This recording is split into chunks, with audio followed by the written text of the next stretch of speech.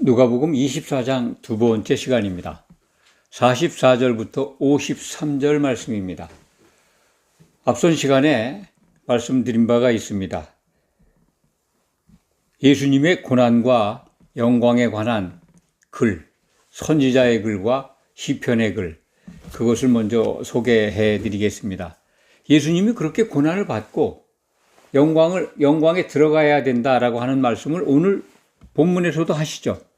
44절에 내가 너희와 함께 있을 때 너희에게 말한 바 곧 모세의 율법과 선지자의 글과 시편의 나를 가리켜 기록된 모든 것이 이루어져야 하리라 한 말이 이것이라 하시고, 46절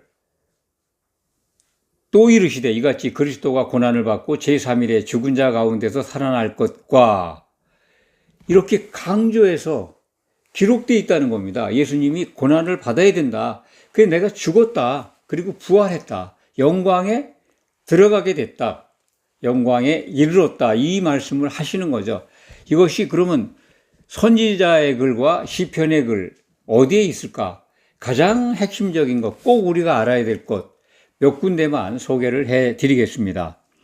먼저 이 선지자의 글 속에는 예수님의 고난 그리고 그 죄악을 담당한 내용이 이사야 53장에 기록되어 있습니다.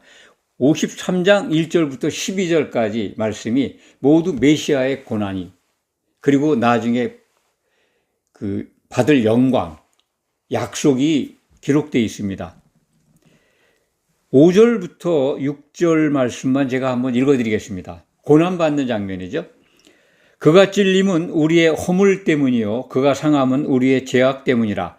그가 징계를 받음으로 우리는 평화를 누리고 그가 채찍에 맞음으로 우리는 나음을 받았도다.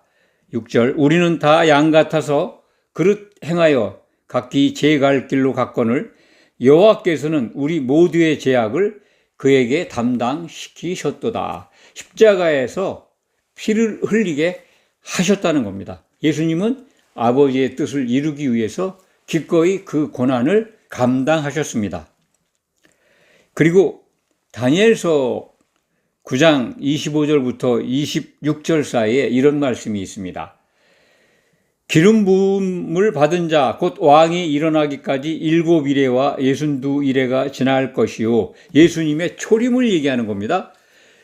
62일의 후에 기름 부음을 받은 자가 끊어져 없어질 것이며, 예수님이 십자가에서 죽는다는 겁니다. 왕으로 오셨던 장차 왕으로 오실 거지만 어쨌든 그런 것들, 십자가의 고난이 다니엘서에도 기록되어 있다.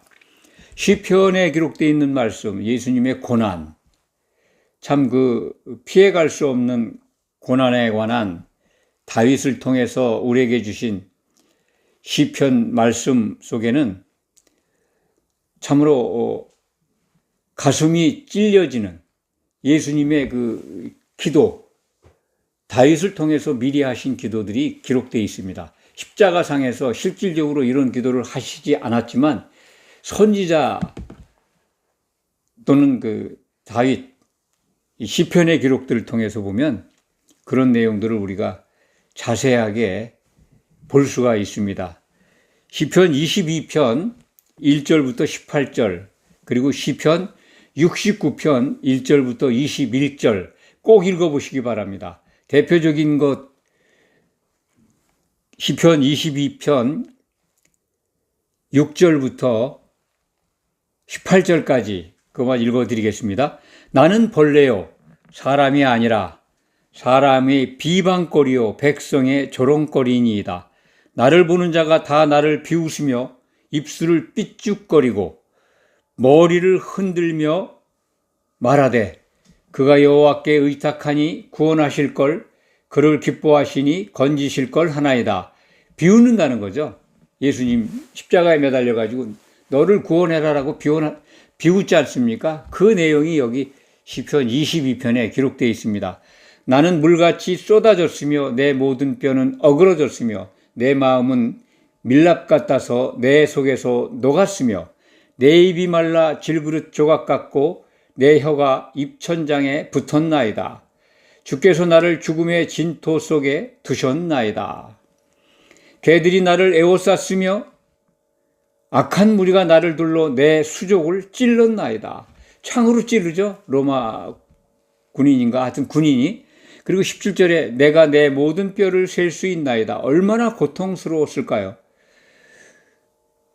무리가 그들이 나를 주목하여 보고 내 겉옷을 나누며 속옷을 제비 뽑나이다. 속옷을 제비 뽑는 것도 이루어지잖아요. 십자가에서. 이런 것들이 시편에 기록되어 있고, 또한 시편 69편에는 참 8절을 한번 읽어드리겠습니다. 시편 69편 8절에 내가 나의 형제에게는 객이 되고 나의 어머니의 자녀에게는 낯선 사람이 되었나이다. 그들이 쓸개를 나의 음식물로 주며 목마를 때에 초를 마시게 하였나이다. 신포도주를 마시죠. 이런 것들이 십자가에서 이루어집니다. 예수님의 고난과 십자가상에서 일어나는 일들을 우리는 이렇게 시편을 통해서 자세히 미리 볼 수가 있다. 그것이 다 이루어진 것도 확인하게 됩니다. 이제 예수님은 부활하셨습니다. 그래서 이것을 상기시키면서 제자들에게 이것이 이루어져야 되기 때문에 내가 십자가에서 죽었다. 그리고 성경대로 제3일 만에 부활했노라 라고 강조해서 말씀을 하고 있는 거죠. 그리고 오늘 본문 48절, 47절부터 보겠습니다. 또 그 이름으로 제3을 받게 하는 회개가 예루살렘에서 시작하여 모든 족속에게 전파될 것이 기록되었으니, 그게 전파될 것이니 그렇게 합니다. 기록됐다는 말은 앞에 문장의 46절 문장, 그것이 기록됐다는 뜻입니다. 우리말 번역이 좀 이상하게 돼 있죠. 46절 또 이르시되 이같이 그리스도가 고난을 받고 제3일에 죽은 자 가운데서 살아날 것이 기록되었다. 이런 말씀입니다. 그리고 나서 이제 그 이름으로 제3을 받게 하는 회개가 예루살렘으로부터 시작하여 모든 족속에게 전파되어야 한다. 이런 뜻입니다. 이것에 대한, 이 모든 일에 대한 증인이 바로 너희다. 11사도다. 그 자리에 있던 사도들에게 주신 말씀입니다. 너희가 나의 목격자다. 부활의 증인이고 그리고 복음의 증인이 되어야 한다는 겁니다. 이 말씀을 하신 다음에 49절에 이제 볼지어다. 주목해라. 내가 내 아버지께서 약속하신 것을 너희에게 보내리니, 너희에게 보낸다는 거죠. 일반인들에게 보낸다는 게 아닙니다. 성령이 어디로 오셨나 하는 것을 우리는 주목해서 기억해야 합니다. 오순절에 성령이 딴 데 임한 게 아닙니다. 사도들에게 임한 겁니다. 마가의 다락방에 임한 게 아닙니다. 성전에서 기도하고 있는, 성전 건물 앞이죠. 뭐 성소에는 못 들어가니까. 거기에 모여있는 사도들에게 임한 겁니다. 그것을 꼭 차고 없게 정말 똑바로 기억해야 합니다.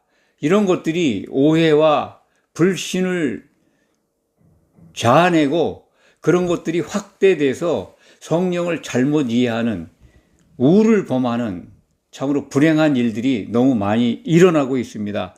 그래서 내가 내 아버지께서 약속하신 것, 성령을 보내신다고 약속을 하셨죠. 그것은 뭐 구약 성경에도 기록되어 있고, 예수님이 내가 가면 아버지께서 보내실 성령 내 이름으로 보내겠다. 내가 가면 그 약속을 지키신다고 하는 것을 또 확인시켜 주는 겁니다. 너희에게 보낸다. 다른 데 보내는 게 아니라 이 사도들에게 보내겠다. 그들은 성령을 오순절날 받죠. 그런데 그 성령에 대해서 설명을 잠깐 하십니다. 너희는 위로부터 능력이 입혀질 때까지. 능력이라고 그래요. 능력. 성령이 갖고 있는 파워죠. 성령이 하시는 일에 대한 것을 설명해 주시는 겁니다. 성령을 받지 않으면 믿음도 갖지 못하고 증인도 되지 못합니다. 그리고 교회도 세워질 수가 없습니다. 교회를 세우는 게 하나님의 최종 목적인데 교회를 세우기 위해서 예수님은 사도들을 기초석으로 삼으셨고 그들에게 성령을 부어주실 약속을 하고 계신 겁니다. 그런데 그것이 임할 때까지 다른 곳으로 가지 마라. 마지막 당부죠. 예수님의 마지막 명령입니다. 이 성을 곧 성전을 떠나지 말라 그런 뜻이죠. 그렇게 이해하시면 됩니다.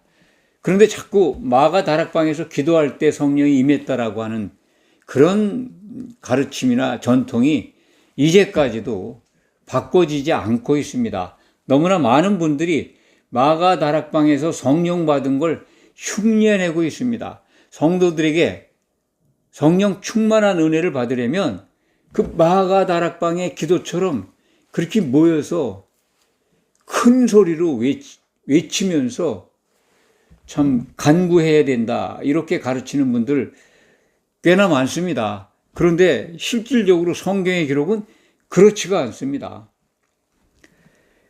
50절 말씀이 이제 그 다음에 그들을 축복하시면서 올라가시죠. 이 부분은 이제 이 감람산에서 올라가신 걸로 우리는 이해를 합니다. 이 성에 머물라. 사도들은 그걸 지켰습니다. 언제까지? 그 능력이 입혀질 때까지. 언제 입혀졌다고? 오순절에 입혀졌습니다. 언제? 오순절에 입혀졌습니다. 오순절 성령 강림을 우리는 다 기억을 합니다.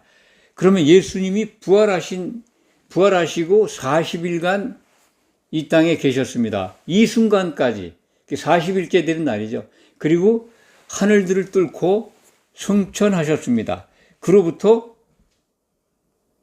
열흘 만에 보혜사 성령이 사도들에게 임하게 됩니다. 그러니까 열흘만 기다리면 되는 거죠. 본문 말씀에는 열흘이라는 말이 없습니다만 오순절이라는 뜻이 예수님 부활 후 50일째 되는 날입니다.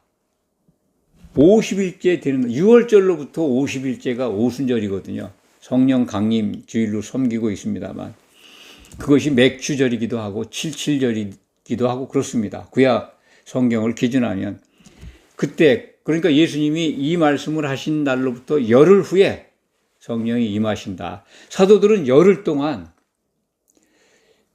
성령이 임하지 않은 상태에서 예수님의 마지막 당부를 지켜낸 겁니다. 성을 떠나지 않고 그들이 예수님 승천하신 다음에 늘 성전에서 하나님을 찬송하고 있습니다.